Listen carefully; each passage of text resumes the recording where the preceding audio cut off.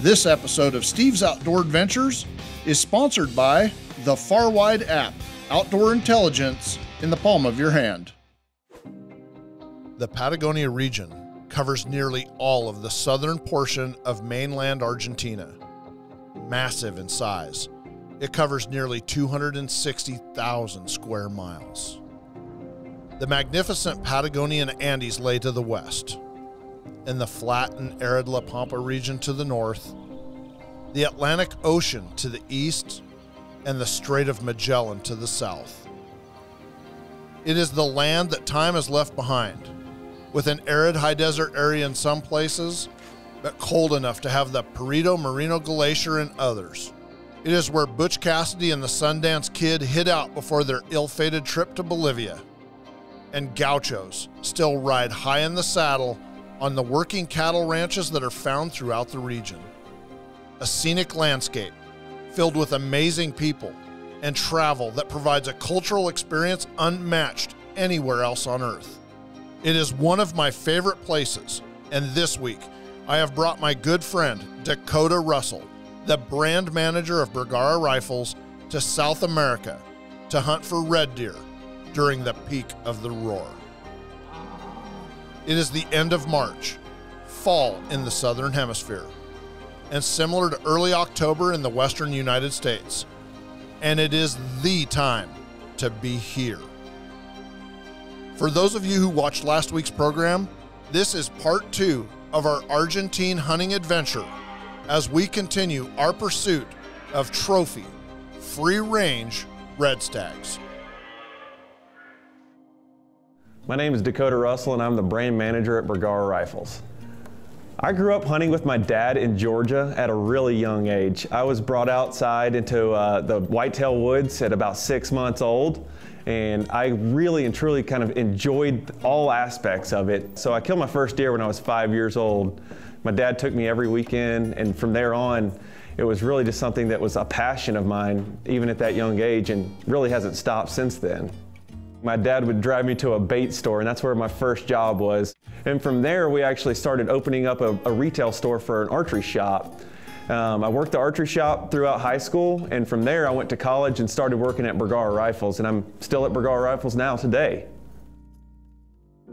If you watched last week's episode, you saw the red stag that I shot, a big, wide 6x6 with kickers, a massive stag that was the first animal to fall to the new Burris Eliminator 5 scope.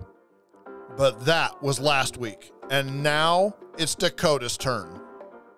With the roar at its peak, hunting will not get any better. And after tough, unsuccessful hunts together in Utah for mountain lions and Wyoming for mule deer, we were due for some good luck. I actually came down to Argentina after I got an invite from Steve a few weeks ago. We've gone on a lot of hunts together over the years, but this is one of those adventures that I was like, wow, I can't pass up this opportunity. It's going to be an amazing trip, I'm sure. We just pulled up here. We're setting up a target. Andre's walking up to a 100-yard point. Got their gun rest here. Check our zeros.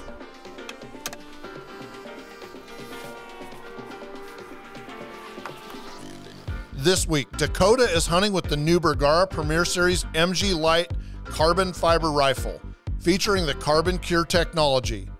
We have topped the rifle with the Burris 4-20 Veracity scope, and after custom load development, we had a custom turret cut to the specific ballistics of the ammunition and hand-loaded 147 grain DRT bullets from Pendleton Ammunition. This is an excellent combination of rifle, scope, and ammo, and ideal for this red deer hunt in Argentina. This segment of Checking Zero was sponsored by the Adventure Armory, rifle, scope, and ammo packages for hunters.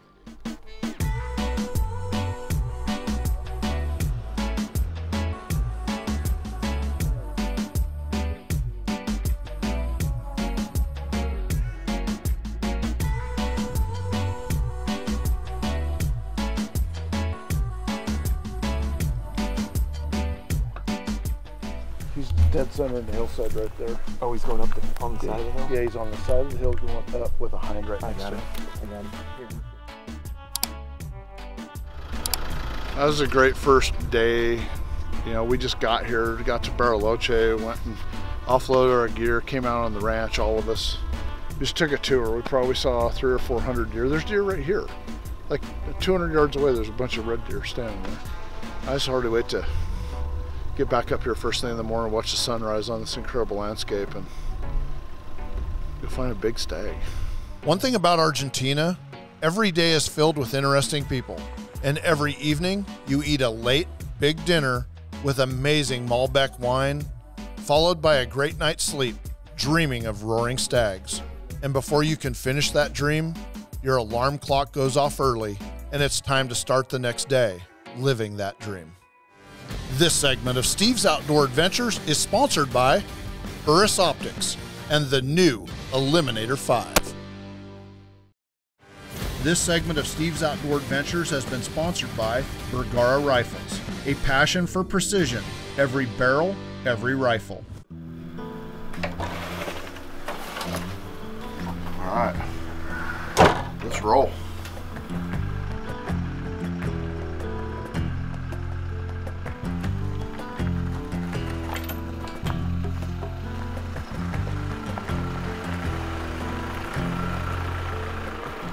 We're in it now. We're just inside the boundary of the ranch. This road's going to take us up to where we saw a big deer last night, and God willing, we'll catch him coming out of the meadows, out of the Magine, to go up on the hills for bed for the day.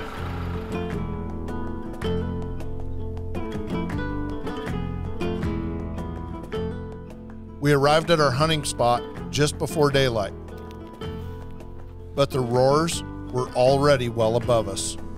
The red deer had already left the meadow and were headed up onto the rocky hillside.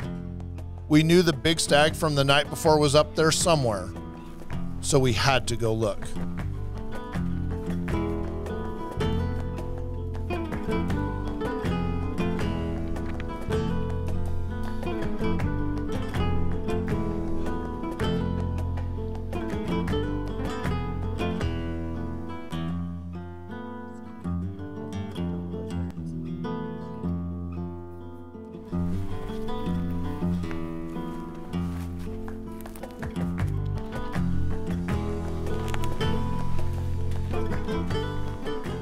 Once up on top, we chased a few roars, and we saw some nice stags, but none of them were the one from the night before. We found solo stags and others who had small harems of hinds. And as we continued to the west, we could hear hundreds of roars from the Magine, or meadows below the rim. So we pressed onward, lured by the sounds of the red deer roar.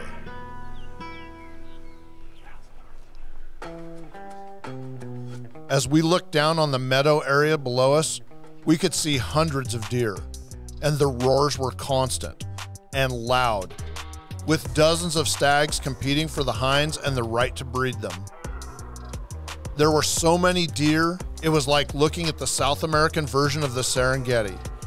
It was amazing, and while I was content to soak it all in, Dakota and Andreas pulled us forward as we worked our way down the steep hillside and closer to the meadow.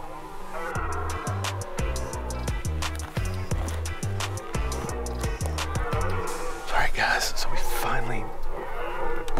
walked miles this morning. We finally got over here to this big meadow. No, that's the most. We found a giant. Hey, Dakota, we gotta go hunt a different deer. Steve's trying to tell me this one right here needs to do some breeding out here, but I hope he gets to breed pretty soon, because I'm gonna do my best to try to get this deer. He's extremely big. Steve just spotted him. There's so many deer. We have to pick them out. Pick through all those. There's a giant. This is an absolute giant. So we're gonna sit here for a little bit, keep eyes on him. It's 475 right now. If he comes 75 yards, I'm gonna probably kill him.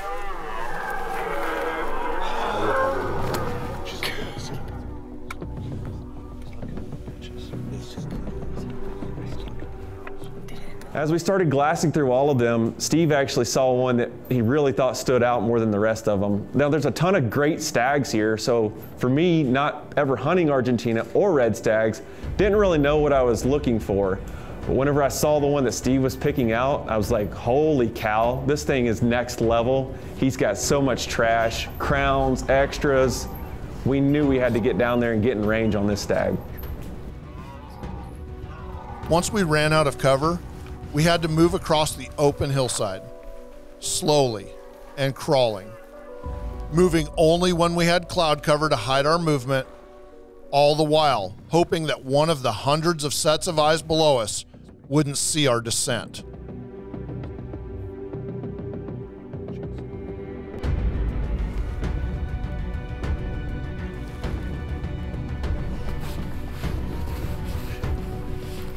I was actually on the pack for like 15, 20 minutes it felt like, because this stag kept bedding down. He'd get up, chase another stag off, come right down, bed down in the same spot again. I never could get the right angle.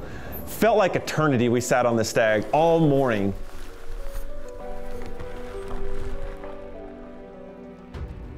By getting closer, we reduced the shot angle, and Dakota is an excellent marksman, and the rifle is a quarter-minute gun.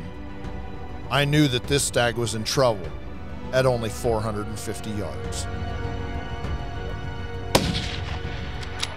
This segment of Steve's Outdoor Adventures has been sponsored by Pendleton Ammunition, loading bullets, one round at a time. Order your own official Steve's Outdoor Adventures t-shirts, hoodies, and hats on our website and social media pages. So here we are, above a world-class red stag. I have hunted red deer a long time, and I know that a mature 6x6 or 7x7 true free-range stag is generally a shooter. But this deer was way beyond anything that you would generally find in the wild. As we slipped down the face of the hillside and into position, I had taken a few looks at him, and I'd seen enough to know that he was massive. Once Dakota was set up in the pack, we knew that we had won. We had beaten all of the eyes down in the Majin. None of the deer had spotted us, and we had slipped into position well within Dakota's ethical shooting distance. I was confident that he had no less than 8 points on each side, and likely more. The stag was 450 yards away, and at the slight shot angle, I had Dakota dial the turret for a 425-yard shot. He set his parallax focus and stared at the massive stag through his rifle scope over a perfect rest for what seemed like an eternity. All we had to do was wait. Done. Woo! Oh, that weight, man. Years and years. Good job, man. Oh, thank you so much. We got to 450 yards. I was able to get prone and get a perfect rest on this stag. I dialed the turret, set the parallax, and was able to breathe and take my time to make a perfect shot. Dakota's shot placement was perfect, and the single shot dropped the stag in his tracks. As we approached the big stag, I was in awe of our surroundings. There were more stags in the distance, and the breathtaking foothills of the Andes Mountains served as a backdrop for a scene that will replay in my mind for years to come. A reminder that there is more to hunting than just the kill. This astounding free-range stag didn't have any ground shrinkage. As we approached, I realized that he was even bigger than I had thought. His antlers sported an impressive 10 points on one side and 9 points on the other. White ivory tips and amazing crowns on both sides. He was unbroken even in the peak of the rut, and we all stood in awe of this deer that was before us. Each of us paying the stag our last respects and giving thanks for an incredible hunt. When we finally got down to the stag after traversing down the side of the mountain there, I was blown away. The amount of crowns and stickers that this stag had was just spectacular. It's a gorgeous animal, but the country that we're hunting them in is just top notch. Going into this hunt, I knew that Steve had set this rifle up with the perfect ammo and scope package. He had already dialed the dope, had the turret cut for this exact setup, so I was super confident and I had no question that I was going to be able to make the perfect shot whenever I dialed that turret.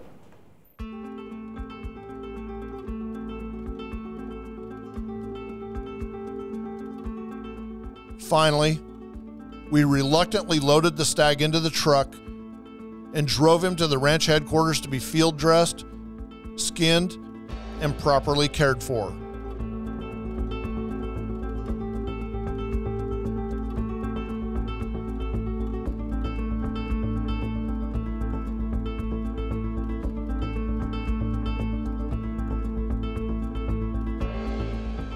And after a long day of hunting, we celebrated with a big, traditional Argentine meal, complete with good friends and great food.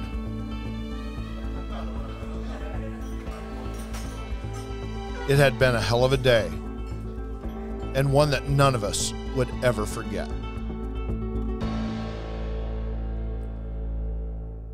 This segment of Steve's Outdoor Adventures has been sponsored by Pendleton Ammunition, loading bullets, one round at a time.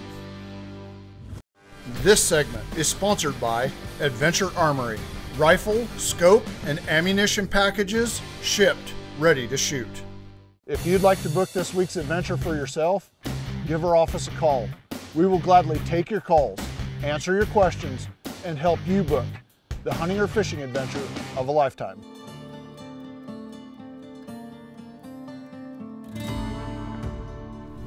We killed a big deer there. There's at least 4 or 5 good management stags in the area, so we're gonna try and locate them again, get eyes on, get a good stalk. By coming around to this side, we'll have the sun at the back and the wind in our face. It'll be perfect. There's a lot of pink sky this morning. I'd say there's probably gonna be some rain before the day's over with. All right, we're gonna go try to see if we can find a cull this morning. We're gonna pack in here a ways. We're just gonna cover ground in glass. Gonna strap the rifle to the pack, start doing some hiking, see what we can find.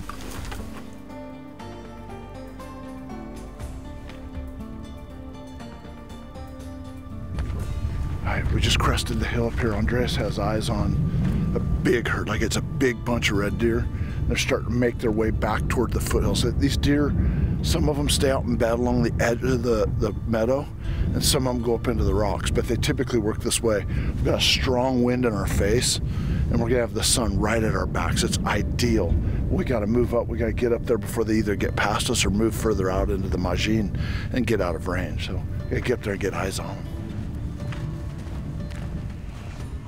When I booked Dakota for this hunt, I made sure that we upgraded him to a package that included a trophy stag and a management stag. And with the big trophy tag filled and 1 day left on our hunt, we headed into the field to look for a management stag, or a cull deer, to fill his second tag. That deer had like a 4 crown, 3 crown. He's young, short. That's the perfect red deer to let live.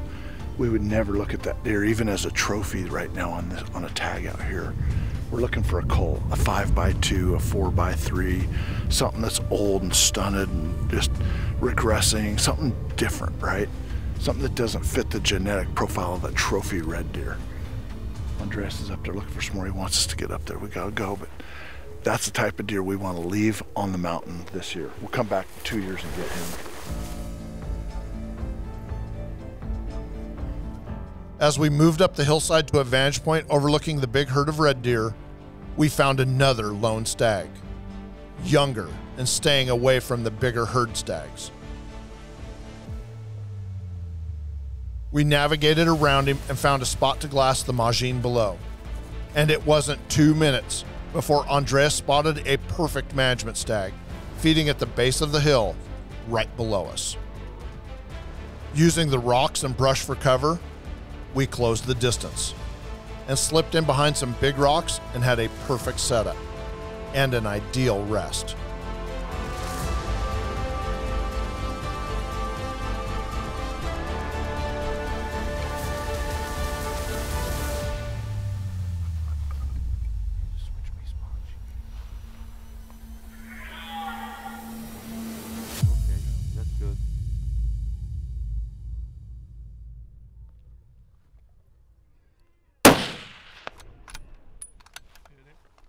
He's hit. He's down. He's down. He's down. He's down. He's down. He's down. Don't shoot. Don't shoot. Don't shoot. Boom. There you go.